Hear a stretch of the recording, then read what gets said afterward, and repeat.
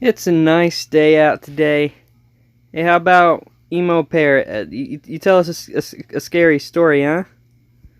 Yeah, sound good? Alright, what's your story? Memory of that night, I get choked on fear. It was the end of December, and the snowfall had been pretty heavy. I was sitting in my room, playing games on my computer. My parents were both out. Having the house to myself, I decided to try something spooky. Ooh, I'd recently spooky. heard about the dark web from my friends. My Oh best boy. friend Noah said it's a creepy place.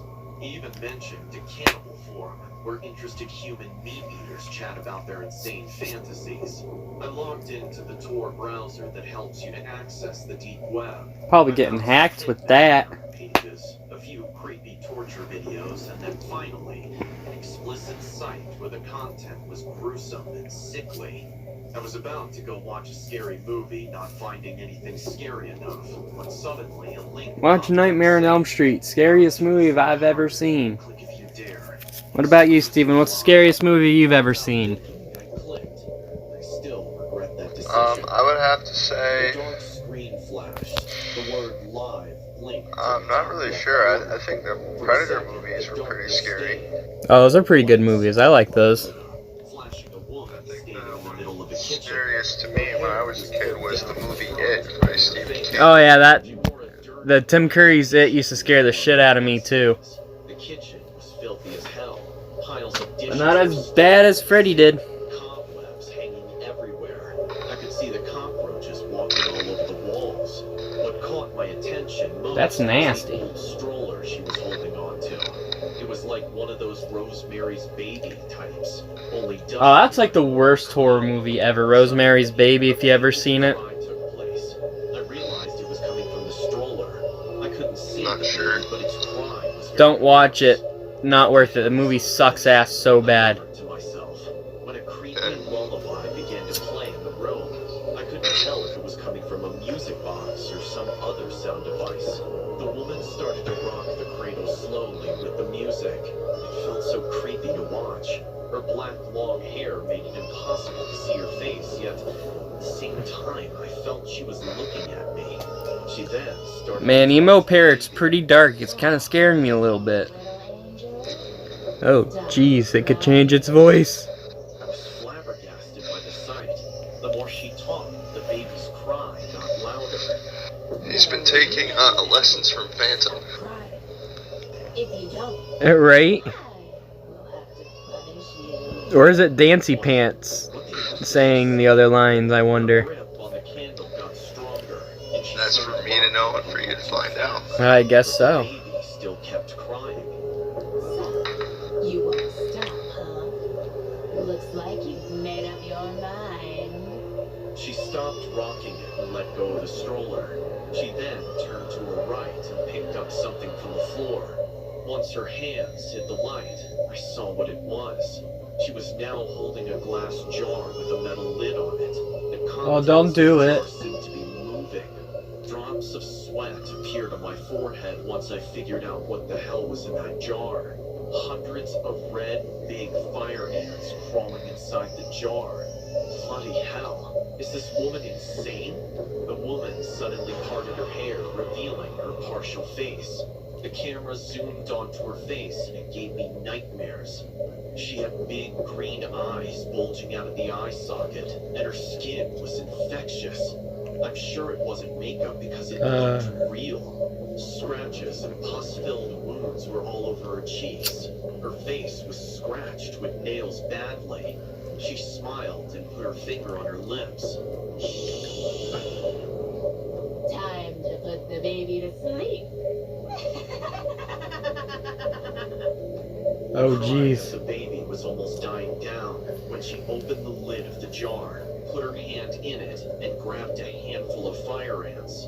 The ants were probably biting her too, but she didn't even flinch, not for a single second. And then I watched the horror happen. Wait. Hold on.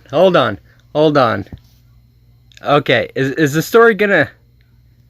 Don't tell me that she's gonna pour those fire ants on that baby. No. Okay, I think we had enough of this story. Yeah, Yeah. Emo parrot. It's a little too much, man. Yeah, just a little too much.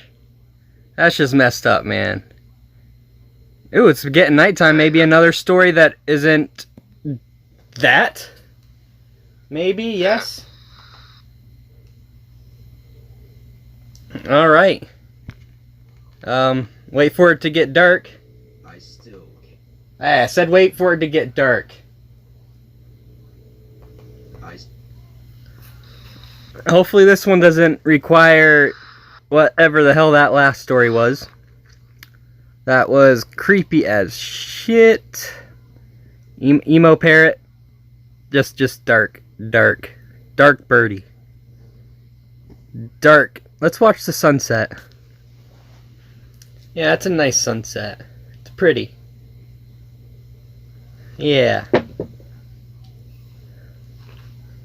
Okay, parrot. Go ahead. Still can't forget that day. 12 years ago, I lived as a homeless person during some period in my 20s. It was a time when I used to walk the streets and survive on a single loaf of bread. One day, I was sleeping on the street and had a strange dream. In the dream, a monster with 100 eyes was running towards me. I woke up screaming as the monster came right in front of me. It was a dark morning, and as my eyes began to adjust to the darkness, I realized that a stranger was standing right in front of me. I was so startled. Then he came right up to my nose and started groping my face with his hand. I shouted to see what he was doing, being astonished. And I feel bad for Emo Bird. It kind of Put his explains. palms together and chanted strange incantations as he walked backwards. I can't remember clearly, but I think he said something like this: "The visible world is fake." He was dressed Oh, like that's a some monk, Matrix walking shit with right his eyes there. closed. I was so horrified, but was so tired and hungry that I didn't even have the energy left to do anything. So I just slept again. However, the next day I overheard other homeless people talking to each other. "Is everyone okay?" "I think we're fine. Fortunately, everyone seems to have blocked it well." I asked them what they were talking about, and they told me something shocking. The story was that someone unknown was coming every night and secretly plucking out the eyeballs of homeless people. It was the so-called eyeball hunter. Oh, jeez. As soon as This I one's getting a little gruesome. shocked and stopped breathing for a moment, because it seemed to me that he was the person I saw in the morning. Then I found out why so many homeless people here had no eyes. I was overwhelmed with too much fear, but it is rumored that he didn't kill anyone. One day, he plucked out the eyeballs of the homeless man, and the homeless man shouted that he would rather be killed. But the eyeball hunter left, saying that it was his principle not to kill humans. My whole body trembled. His principle not to kill humans, but yet you brutally maim them. If I had only woken up 3 seconds later, I couldn't even imagine what would have happened. Only then did I find out why the homeless there were staying vigil every night. I've always thought that they were on watch, not to be deprived of food, but I didn't know it was actually to protect their eyes. Oh, jeez. Since then, I decided to join a group of homeless people because I couldn't sleep on my own. And I was able to stay safe for a while, keeping a night watch in the group. Then one day, early in the morning, I heard a loud scream. Everyone woke up, but one homeless man was rolling around, putting his hands over his eyes. There was blood all over his face and on the floor. And I saw the back of the monk, who was running at a tremendous speed in the distance. There was an eyeball hunter. I could hear people shouting and buzzing. We hurriedly called an ambulance. He was taken away. It turned out that the person who was on night watch fell asleep for a while, and it happened in the middle of it. We reported it to the police. I was really terrified and felt that I couldn't stay there any longer. I tried desperately to get out of there. Finally able to end my homeless life, I rented a small house and started my new life. After some time passed, I visited the homeless people I was close with.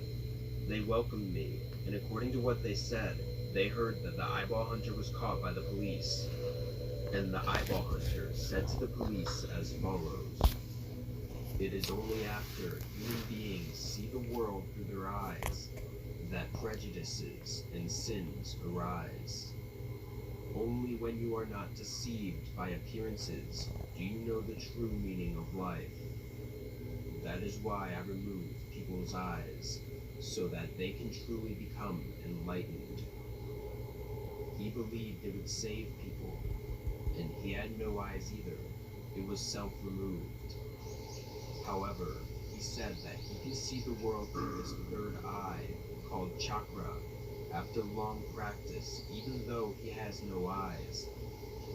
How he sees is still a mystery, and I suddenly remembered one thing. On the day he first appeared in front of me, the black plastic bag he was holding in his hand, the bag contained several round-shaped objects. I thought it was just creepy. fruit or something, but I just found out what those things were. I'm still suffering from insomnia every day. He's in prison, but for some reason I keep thinking he's likely to break into my house. Now I sleep with my glasses on every day, because I feel like I can protect my eyes by doing this.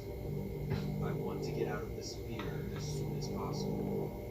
If only I could erase it from my memory.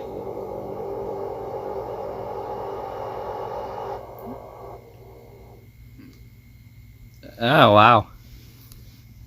Definitely creepy. Holy crap. Oh. Emo Parrot, you definitely got some creepy stories. Definitely have a very dark mind, especially with that first story. So we don't run into that again. But, yeah, I'd say that's good to go. Anything to say, Steven? No, probably gonna have nightmares tonight. Yeah. That is if you could even get to Time for sleep. you guys. These guys need to go inside. Yeah. Well, that does it for this. Bye.